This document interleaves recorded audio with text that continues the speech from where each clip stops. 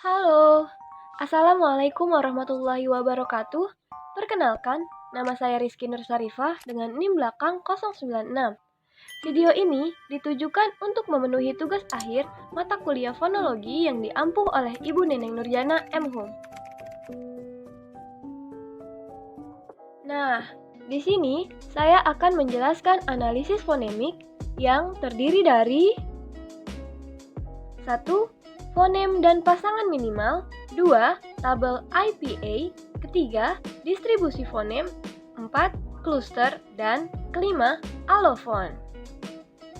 Langsung aja yuk, disimak ya. 1. Analisis fonem dan pasangan minimal. Fonem adalah satu kesatuan bunyi terkecil yang dapat membedakan makna. Contohnya pada kata tepat dan telat. Terdapat dua fonem yang dapat membedakan makna, yaitu fonem P dan fonem L. Kata tepat bermakna sesuatu yang betul atau benar, sedangkan kata telat bermakna kata lain dari terlambat. Masih banyak contoh lainnya dari fonem dan pasangan minimal, yaitu pada tabel ini ada fonem L dan fonem T. Fonem L contohnya lari dan fonem T contohnya tari. Kemudian ada fonem P dan fonem D. Fonem P contohnya pada dan fonem D contohnya dada. Kemudian ada fonem G dan fonem B. Fonem G contohnya garis dan fonem B contohnya baris. Lalu ada fonem A dan fonem I. Fonem A contohnya mata dan fonem I contohnya mati. Kemudian ada fonem P dan fonem B. Fonem P contohnya perangkat dan fonem B contohnya berangkat. Lalu ada fonem N dan fonem T. Fonem N contohnya perawan dan fonem T contohnya perawat. Lalu ada fonem R dan fonem D. Fonem R contohnya harap dan fonem D contohnya hadap. Lalu ada fonem N dan fonem P. Fonem N contohnya kenal dan fonem P contohnya kepal.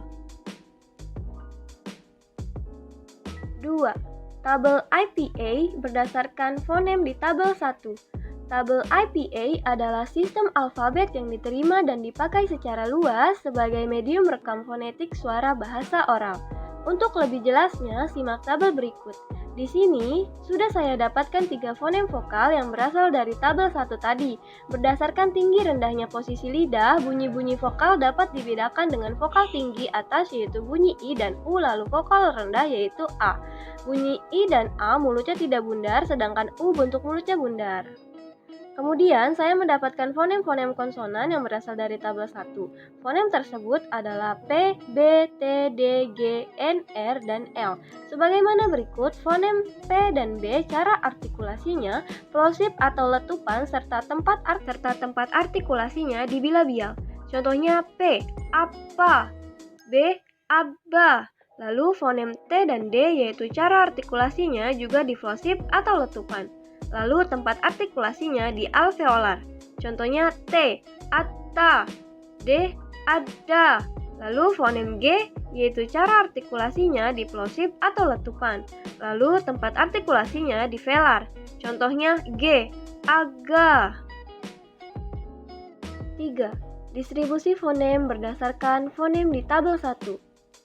Nah, saat ini kita akan membahas distribusi fonem atau posisi fonem baik di awal, tengah, maupun akhir kata. Berikut adalah contohnya.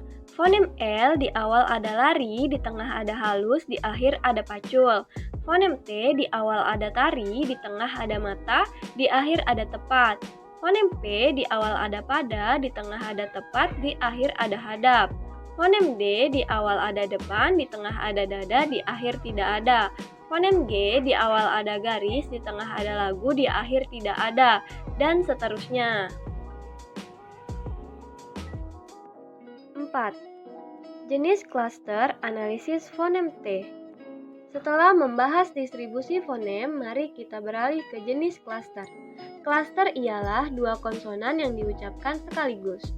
Contohnya BR dalam kata Bromo, KH dalam kata khusus, SKR dalam kata skripsi. Untuk contoh lebih banyak, perhatikan berikut ini. Di sini saya menganalisis fonem T dan klaster yang didapat yaitu TR dan TS.